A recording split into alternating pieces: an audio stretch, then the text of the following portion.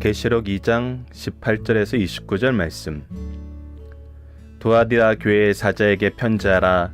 그 눈이 불꽃 같고 그 발이 빛난 주석과 같은 하나님의 아들이 이르시되, 내가 내 사업과 사랑과 믿음과 섬김과 인내를 아노니 내 나중 행위가 처음 것보다 많도다.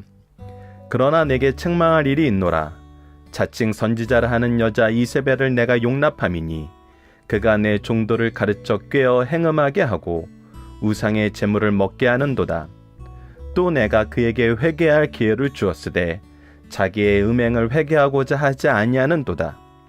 볼지어다 내가 그를 침상에 던질 터이요 또 그와 더불어 간음하는 자들도 만일 그의 행위를 회개하지 아니하면 큰 환난 가운데 던지고, 또 내가 사망으로 그의 자녀를 죽이리니 모든 교회가 나는 사람의 뜻과 마음을 살피는 자인 줄 알지라. 내가 너희 각 사람의 행위대로 갚아주리라. 두아디라에 남아있어 이 교훈을 받지 아니하고 소위 사탄의 깊은 것을 알지 못하는 너희에게 말하노니 다른 짐으로 너희에게 지울 것은 없노라. 다만 너희에게 있는 것을 내가 올 때까지 굳게 잡으라. 이기는 자와 끝까지 내 일을 지키는 그에게 만국을 다스리는 권세를 주리니 그가 철장을 가지고 그들을 다스려 질그릇 깨트리는 것과 같이 하리라. 나도 아버지께 받은 것이 그러하니라. 내가 또 그에게 새벽별을 주리라. 귀 있는 자는 성령이 교회들에게 하시는 말씀을 들을지어다. 아멘. 안녕하세요. 승리한산 가족 여러분, 그리고 강성성경연구원 여러분, 오늘은 계시록 2장 18절에서 29절 말씀, 너희 각 사람의 행위대로 갚아주리라는 제목으로 말씀을 함께 나누도록 하겠습니다. 오늘은 네 번째 교회로 두아디라 교회에 대해서 배우게 됩니다. 우리가 그동안 예배소, 서머나, 버가모에 대해서 배웠고 오늘 네 번째인 두아디라 교회에 대해서 배우게 됩니다. 자, 먼저 두아디라 교회에 나타나는 예수 그리스도의 모습에 대해서 보도록 하겠습니다. 두아디라 교회의 사자에게 편지하노라. 그 눈이 불꽃 같고 그 발이 빛난 주석과 같은 하나님의 아들이 이르시되. 자, 우리가 예수님이 누구신지 1장에서 살펴봤을 때 그 눈이 불꽃 같다는 것은 무엇이었죠? 그분이 전지하시다는 거였어요. 그분이 눈으로 모든 것을 감찰하시고 아신다는 거예요. 그리고 그 발이 주석 같다는 것은 그분이 통치하신다는 겁니다. 그리고 그 통치하시는 분이 누구라는 거예요? 하나님의 아들이시라는 겁니다. 우리가 예수님에 대해서 알게 되는 것이 바로 이 세 가지입니다. 오늘 말씀에서 첫 번째, 그는 전지하신 분으로 모든 것을 감찰하고 계신다. 그는 통치하고 계신다. 그는 하나님의 아들이시다. 자, 이 예수님께서 말씀하시는데 뭐라고 말씀하시냐면 두아디라 교회에 있는 칭찬의 내용에 대해서 얘기를 하고 있습니다. 첫 번째, 그에게 사업이 있다는 거예요. 하나님께서 그에게 맡기신 일을 그들이 잘 감당하고 있다는 것입니다. 우리가 달란트 비유에서 나눴던 것처럼 하나님께서 달란트를 주셨을 때 그걸 가지고 무엇을 했냐는 거예요. 그가 가진 달란트로 그는 하나님이 맡기신 일을 했어요. 일한 자에게 하나님께서는 풍성한 은혜를 허락하여 주셨고 그 일한 것을 충성스럽다고 칭찬해 주셨어요.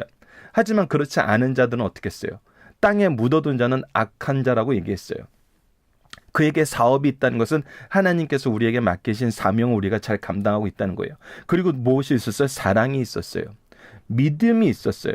이 사랑과 믿음으로 뭐 하는 데 썼어요? 섬기는 데 썼어요. 섬기면서 그냥 섬기는 것이 아니었어요. 인내하면서 섬겼어요.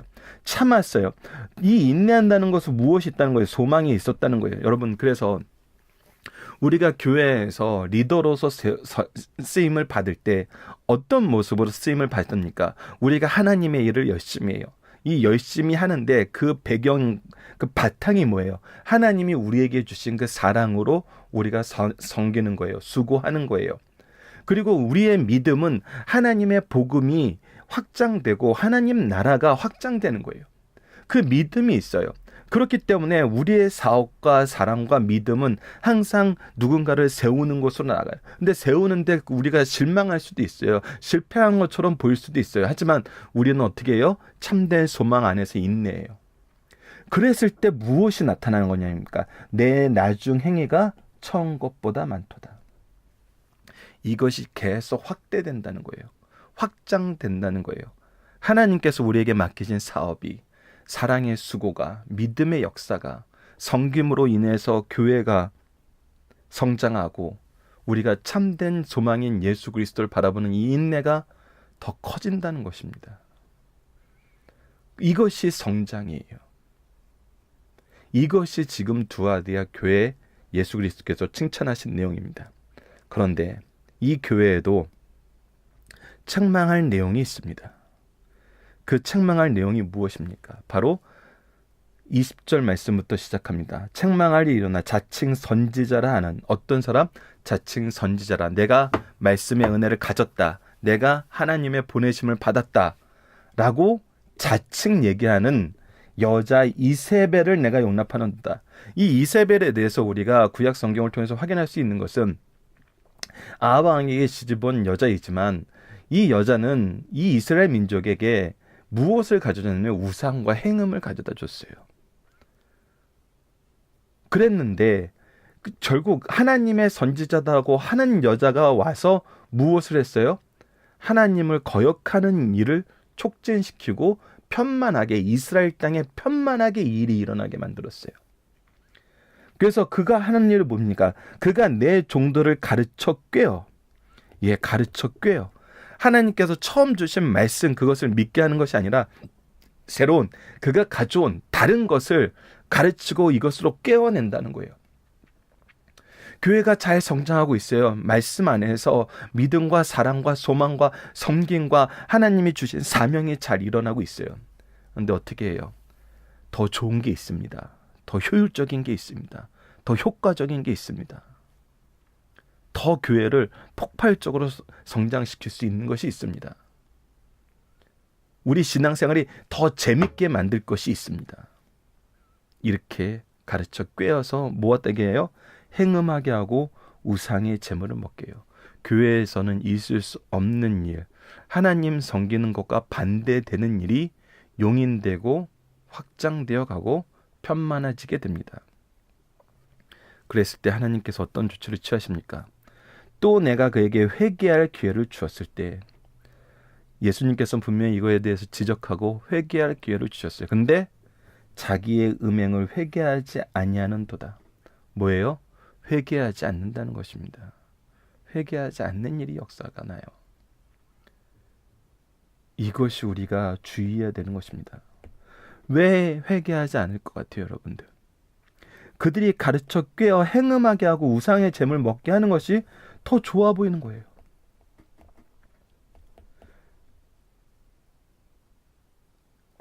이것이 우리에게 직면한 문제일 수 있다는 것입니다. 잘못된 건 아는데 그것이 가져다 주는 게 더 좋아 보이는 거예요. 더 먹음직해 보이는 거예요. 자, 그랬을 때 예수님은 분명하게 말씀하십니다. 볼지어다 내가 그를 침상에 던질 터요. 침상에 던진다는 건 무엇입니까? 그들이 행음하면서 즐겼던 그 침상이 무엇이 된다는 거예요? 우리가 병으로 누워서 우리의 능력을 상실하고 우리가 아무것도 할 수 없는 그런 비참한 상태에 던진다는 것입니다. 또한 그와 더불어 간음하는 자들도 만일 그의 행위를 회개하지 아니하면 큰 환난 가운데 던지리라. 하나님께서는 반드시 심판하신다는 것입니다. 회개하게 하신다는 거예요.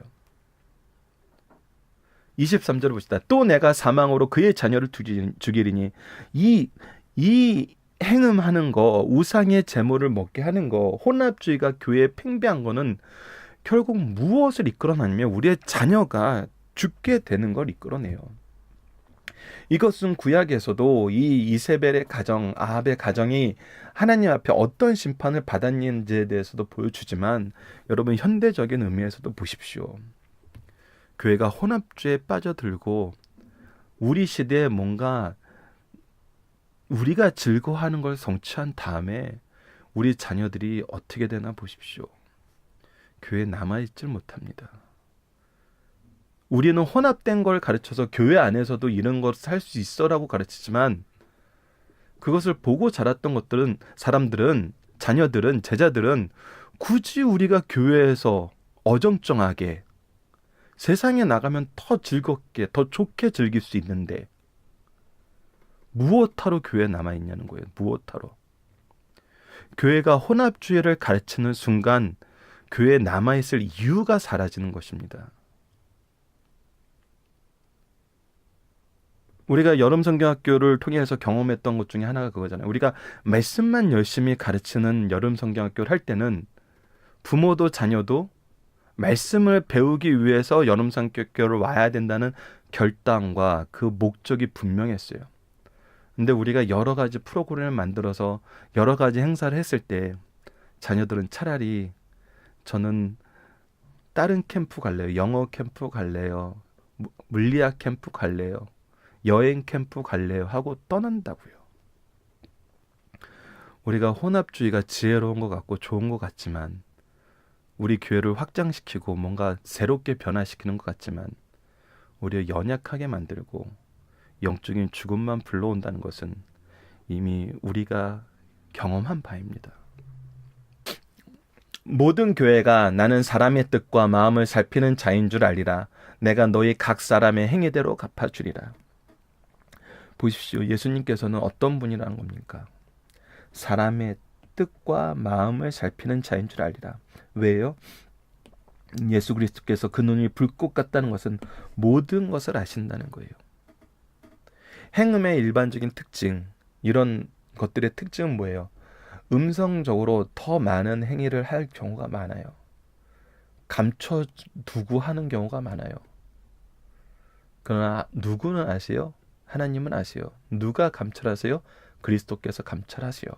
사람의 뜻과 마음의 중심이 무엇인지 아시고 감춰져 있는 행위가 무엇인지 아세요. 그래서 어떻게 하세요? 내가 너희 각 사람의 행위대로 갚아주리라라고 반드시 심판하신다고 얘기하십니다. 그래서 권면하십니다. 24절 보시다. 두 아들이에 남아있는 이 교훈을 받지 아니하고 이 교훈을 받지 않은 사람들, 소위 사탄의 깊은 것을 알지 못하는 너희에게 말하노라. 이 유혹에 넘어가지 않은 자들에게 말합니다. 뭐라고 얘기합니까? 다른 짐으로 너희에게 줄 것이 없느니. 왜? 우리가 너무 잘하고 있었어요. 하나님의 사업과 사랑과 믿음과 섬김과 인내가 처음보다 더 커져가고 있었어요. 교회를 지키는 자들, 예배를 지키는 자들, 말씀을 지키는 자들, 그리스도의 사명을 지키는 자들에게 얘기합니다. 내가 다른 짐으로 너에게 줄 것이 없노라. 다만 너에게 있는 것을 내가 올 때까지 굳게 잡으라. 어떻게 알아? 너희들이 잘하고 있는 그거, 그동안 나와 함께 했던 거, 그것을 주님이 오실 때까지 굳게 잡으라. 이기는 자와 끝까지 내 일을 지키는 그에게는 만국을 다스리는 권세를 주리라. 예수님께서는 무엇을 약속하세요? 권면의 말씀 후에 하나님과 함께 그리스도의 통치에 동참하실 것을 얘기해요. 그가 철장을 가지고 그들을 다스려 질것을 깨뜨리는 것과 같이 하리니 나도 내 아버지께 받은 것이 그러하니라. 예수 그리스도께서 통치하시고 심판하시는 이 일에 우리가 함께 동참하게 됩니다. 그리고 내가 그에게 새벽별을 주리라. 이 새벽별에 대해서 여러 가지 해석이 있을 수 있지만 여기서는 예수 그리스도로 보는 게 합당합니다. 예수 그리스도를 우리가 소유하고 예수 그리스도와 함께하고 예수 그리스도와 함께 다스리는 그것을 우리에게 주신다고 얘기합니다. 29절 귀 있는 자는 성령이 교회들에게 하시는 말씀을 들을지어다. 아멘. 자, 본문 묵상회를 보도록 하겠습니다. 예수님은 두아디아 교회를 향해 당신은 어떻게 표현하고 계십니까? 그 눈은 불꽃 같고 모든 것을 감찰하시고 그 발은 빛난 주석과 같으며 모든 것을 통치하시고 그 하나님의 아들이심을 얘기합니다. 자, 이것이 있기 때문에 이 예수님이기 때문에 지금 마지막에 우리에게 약속하신 이것이 성취되는 걸 알아요. 우리의 모든 것을 감찰하시는 것을 알아요. 모든 것을 통치하시는 걸 알아요. 하나님이 그렇게 선언하셨고 선포하셨고 그렇게 오신 예수님이세요. 자, 두 번째, 두아디아 교회를 향해 주님이 칭찬하신 내용은 무엇입니까? 그들의 사업, 하나님께서 맡기신 그 일, 사랑, 믿음, 섬김, 인내, 이것을 통해서 무엇이 되었어요? 교회가 바로 섰어요. 교회가 부흥하였어요. 우리의 행위가 처음 것보다 점점 나아가고 있어요.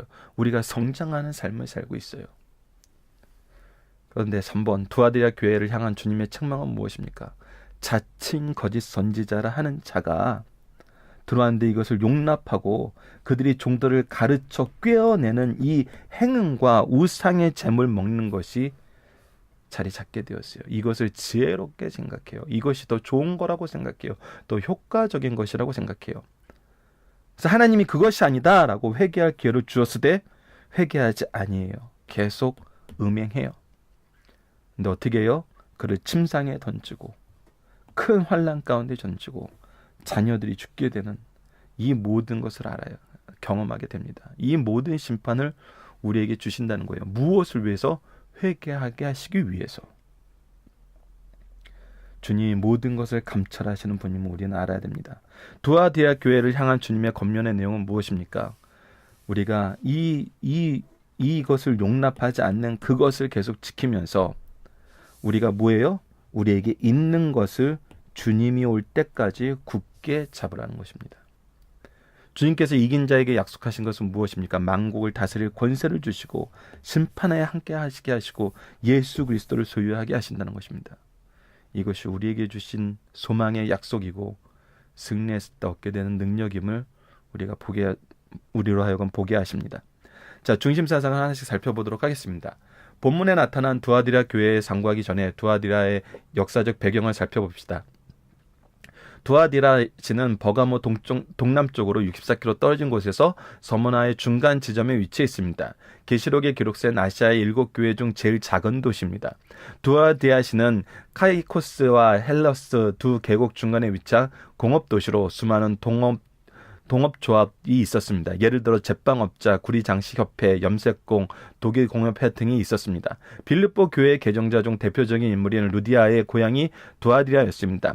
성경은 루디아가 두아디라의 자색옷감 장사라고 묘사하고 있습니다. 이 도시는 알렉산더 대왕에 의해 세워졌지만 주전 190년경 로마의 식민지가 되었습니다. 종교적으로 유명한 신전은 없지만 아데미와 삼마다 신전이 있었습니다. 이 도시에 언제 교회가 세웠는지는 기록 없습니다. 하지만 서머나와 버가모 교회처럼 바울이 예배소를 체제하는 중에 세워졌을 수도 있고 루디아의 전도로 세워졌을 가능성도 있습니다. 두아디라 교회에 나타난 주님은 전지하시고 심판하시는 하나님의 아들로 오심을 우리가 볼 수 있습니다. 자, 첫 번째 중심사상. 성도의 신앙은 어느 한쪽에 치우치지 말고 모든 면의 균형을 유지해야 합니다. 두아디아 교회는 사랑과 믿음과 성김 그리고 인내, 소망 등 그리스도의 순전한 자질을 가지고 있었어요. 하지만 성결함이 부족하였습니다. 교인들 가운데 무절제한 방종을 허용하는 자들이 있었으나 그것을 외관상 제지하려는 시도조차 없었어요. 이는 에베소 교회와는 정반대였습니다. 에베소 교회는 악한 자, 자칭 사도라 하는 자들을 배척하고 진리와 성결을 유지하였으나 사랑이 점차 감소되어 갔어요. 그러나 두아디아 교회는 사랑은 있었으나 진리를 사수하고 성경을 지키려는 의지가 약했어요. 교회와 성도에게 신앙의 중요 요소 중 그 무엇 하나라도 빠지게 되면 신앙의 균형을 상실하여 제 모습을 드러낼 수 없습니다. 성결한 생활과 의로운 성품은 진실한 성도와 교회에 있어서 필수 불가결한 표지임을 우리에게 가르쳐주고 있습니다. 자, 두 번째입니다. 두아디아 성도들의 신앙의 최대적인 혼합주의를 받아들였다는 겁니다. 우리 신앙에서 가장 위험한 것은 바로 혼합주의입니다. 우리가 우리의 식대로 바꿔서 섬기는 거예요. 바꿔서 해석하는 거예요. 바꿔서 생각하는 거예요. 성도는 오직 하나님만을 섬겨야 합니다. 그러나 두아디라 교인들 중 일부는 마치 아합이 이세벨에게 무기력하고 결단력이 없었던 것처럼 행운과 우상 숭배를 허용하는 이세벨의 교훈을 무기력하고 결단성 없이 수용하고 말았어요. 그러나 하나님은 이런 백성들을 즉시 심판하지 않으시고 회개를 촉구하십니다. 이때 회개를 거부하거나 회개의 기회를 미루면 그 심판은 가혹할 뿐입니다. 하나님은 그들을 침상에 던지고 자녀들을 죽여 죄인들의 번영을 허락하지 않으십니다. 하나님의 자비와 긍휼은 크시지만 심판이 시작되면 그 누구도 막을 수 없습니다. 하나님 외에 그 무엇을 신뢰하는 자는 어리석은 자니 속히 돌아올 것을 촉구하시는 말씀입니다. 마지막 세 번째입니다. 하나님은 혼합주의인 이세벨의 핍박과 유혹에 끝까지 견디는 자, 또 죄악된 길에 들어섰다가 돌아와서 회개한 자를 크게 축복하여 주십니다.